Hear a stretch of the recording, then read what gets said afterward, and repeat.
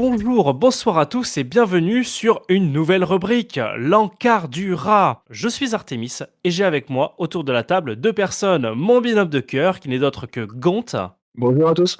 et une nouvelle voix qui fait son apparition sur le podcast, Émissaire. Bonjour à tous. Salut Émissaire, je suis très content de te recevoir aujourd'hui pour cette nouvelle chronique.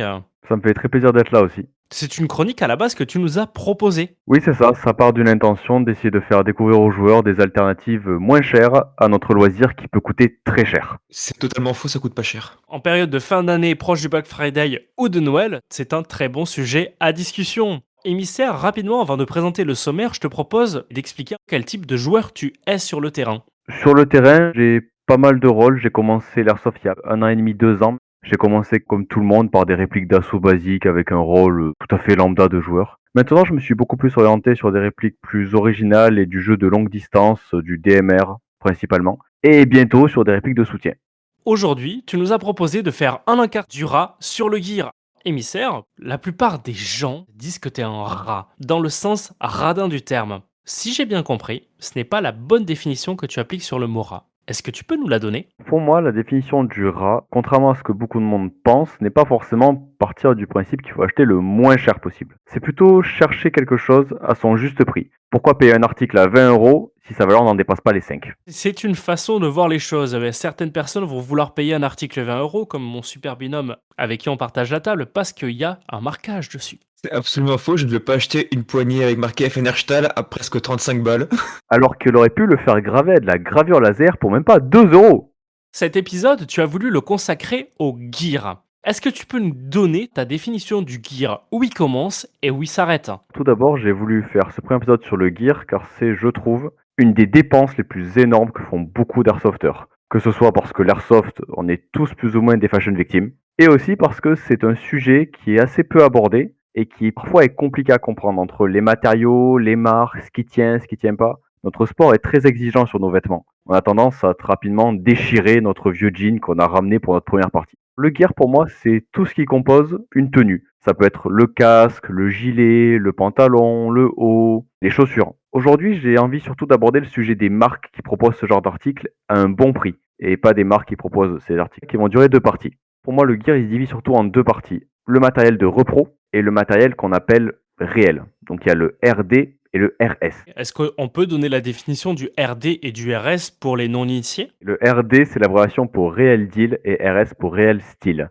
Encore un anglicisme, comme on en a plein dans notre loisir. Le RD, c'est basiquement tout ce qui compose votre équipement du tissu. Ça veut dire votre gilet, votre pantalon. Et le RS, c'est tout ce qui compose en général votre matériel en acier, Real Steel. Ça va être ce que vous avez sur vos répliques. Ceux qui veulent absolument jouer avec une vraie optique, qui vont exploser au bout de 2 parties parce que la protection en plastique, elle était trop moche. Je suis plus partisan de me dire que le RS, c'est beau, c'est parfait, mais mettre 800 € dans mon équipement Crail pour le déchirer dans des ronces à la CIA, ça m'intéresse pas trop. Non, mais tu cherches le crail, ça a une sale réputation. Pour moi, le RS, tu veux quelque chose de quali, tu tapes directement sur du F-Pro. Alors justement, on va aborder plus tard dans cet épisode-là des petits comparatifs entre plusieurs marques de repro contre des marques RS.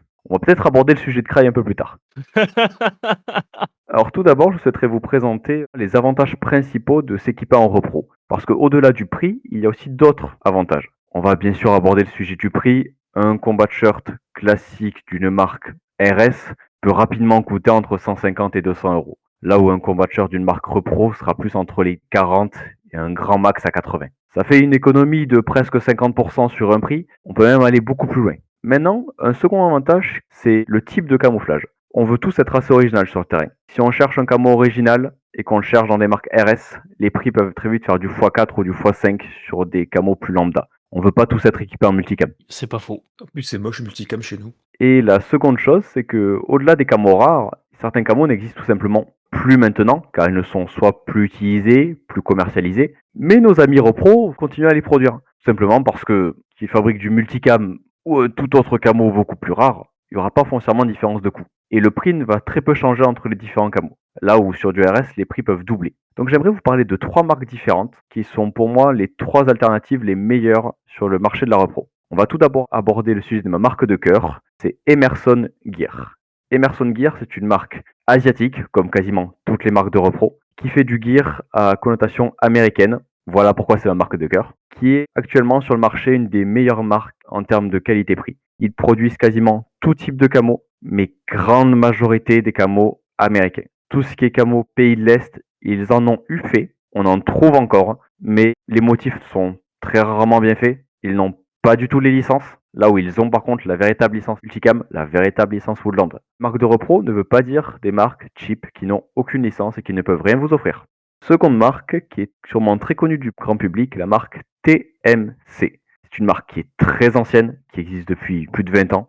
Elle propose beaucoup de combat shirts et combat pants, donc bas et haut. Sur le reste, elle propose aussi quelques gammes de gilets et quelques gammes d'équipements divers, des casques ou autres, mais à des qualités parfois variables. Par contre, leur gamme de petites poches est magnifique. C'est une des seules marques où vous pouvez vous composer un gilet complet avec leur poche et vous allez vous sortir à 30 €. Là où si vous partez sur du kraï, vous avez le prix du gilet en poche. Et la dernière marque qui est très peu connue car au final elle est pas si récente que ça mais pas beaucoup de gens l'utilisent, c'est la marque Krydex. Faut pas confondre avec la marque Kydex. Ce n'est pas des inserts avec la sorte de plastique qui est super et qui est magique. Non, c'est Krydex. C'est une marque qui ne dispose malheureusement de quasiment aucune licence sur leur camo. Leur multicam n'est donc pas du vrai multicam et ça se voit sur les motifs. Par contre, leur tissu est parfois plus résistant que d'autres marques de repro et leurs prix sont souvent encore moins chers que les marques comme Emerson ou TMC. C'est une marque que je conseille pour tous les joueurs qui veulent jouer sans camo spécifique, souvent en Ranger Green ou en tenue unie, car du coup ils n'ont pas besoin de se ruiner dans de l'UF Pro pour avoir quelque chose qui tient la route. C'est beau. Tu as donné ton top 3 de marques de repro. Est-ce que c'est à ce moment-là que tu veux basculer sur l'exemple en comparant les marques de repro face aux marques RS?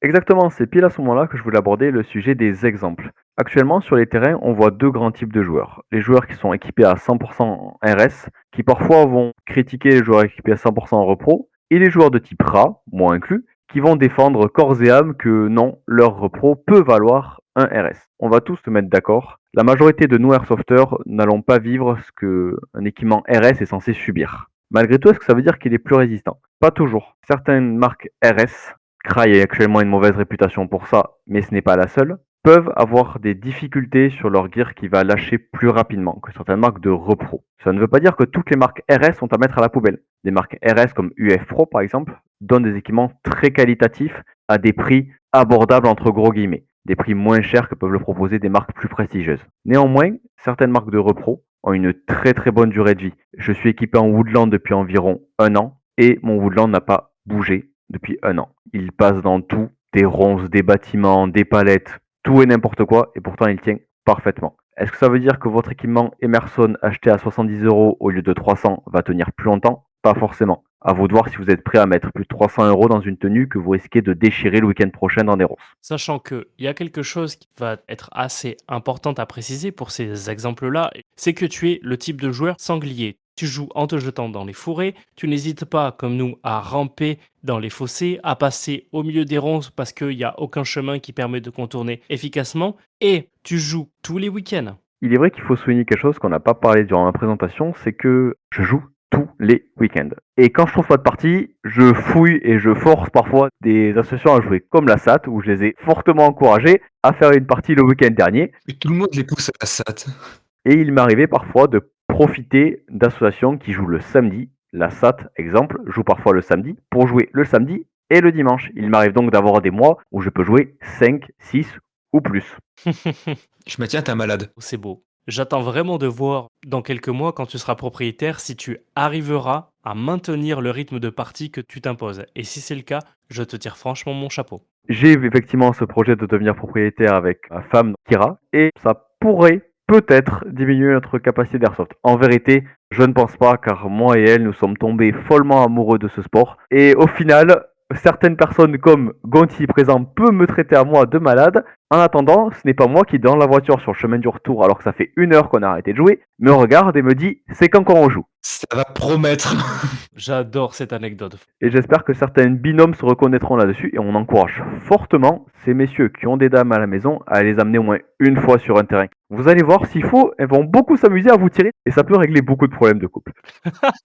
Plus sérieusement, pour aborder la petite conclusion de cet épisode, je souhaitais dire que nous faisons un loisir qui est très coûteux. Certains d'entre nous ont pu dépenser des milliers d'euros dans de l'équipement. Notre loisir est divisé en grandes parties entre les répliques, le gear, les équipements divers et variés. Si, grâce à cet épisode ou grâce à moi, vous avez pu vous trouver une petite alternative pour vous faire plaisir à moindre coût, c'est parfait. Merci émissaire d'avoir partagé ton retour d'expérience sur les marques de repro. J'ai jamais acheté de repro. Mon premier treillis a été du Clogir et après je suis passé sur de l'UF Pro. Et Tasman Tiger à l'époque où j'ai commencé l'airsoft était une marque qui était abordable et du coup j'ai encore tout mon équipement que j'ai pas changé. Tu as beaucoup de chance, parce que Tasmanian Tiger est devenu hors de prix pour beaucoup de choses et leur qualité a fortement diminué.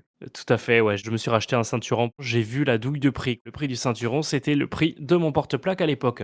Ah oui, quand même. Les ceinturons, je glisse un petit mot, la marque Aido Gear fait des ceinturons à 29,99€ sur AliExpress qui tiennent parfaitement et qui tiennent mieux que les ceinturons que j'ai pu voir sur les terrains actuels. Et leurs porte-plaques sont très corrects aussi. Exactement. Merci émissaire de nous avoir partagé ton retour sur du gear. Est-ce que tu souhaites revenir pour nous partager un retour sur d'autres éléments? Je souhaiterais revenir pour aborder plusieurs sujets, car notre loisir ne concerne pas uniquement être des fashion victimes, ça concerne également se protéger et aussi bien savoir viser. On se retrouve la semaine prochaine pour un nouvel Encart du rat. Et si vous, chers auditeuristes, vous avez aimé cet épisode, n'hésitez pas à le liker, à le partager sur les réseaux sociaux, à mettre 5 sur 5 sur vos applications de podcast préférées et mettre le petit pouce en l'air sur la vidéo YouTube et pourquoi pas la commenter afin qu'on puisse interagir. Et sur ce, nous, on vous dit au prochain Encart du rat. Bye! Au revoir à tous. Au revoir.